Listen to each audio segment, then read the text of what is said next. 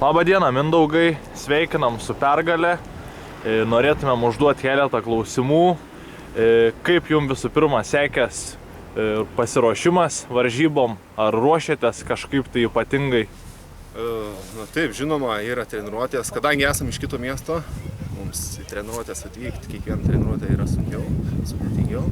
Tai stengiamės į kiekvieną pakeisti treniruotę pasirodyti.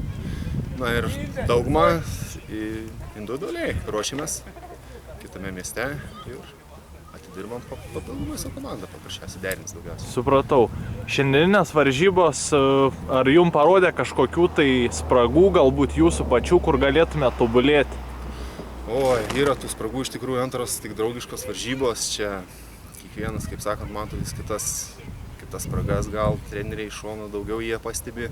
Na, aišku, mes aikštėje labai daug kalbame, kiekvienas, nors turėtume gal daugiau kreipti dėmesį į žaidimą. Mažiau kalbų, gal truputėlį gynybą dar pastiprinti. Nu, aišku, susižaidimas. Pagrindas susižaidimas, su visa komanda, dirbti. Supratau. Iš tikrųjų buvo iš šono malonu žiūrėti, buvo keletą gražių momentų.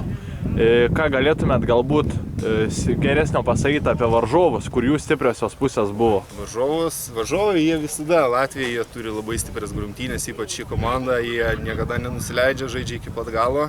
Kai buvo matyti, tikrai užlauždavo mus prie įskantinio ploto, vyrai sunkus, stiprus fiziškai, mes, aišku, stengiamės juos atlaikyti.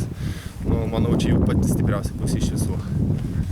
Gerai, ačiū Jums už pokalbį, geros dienos, gero poilsio ir iki kitų varžybų. Dėkui ir Jums.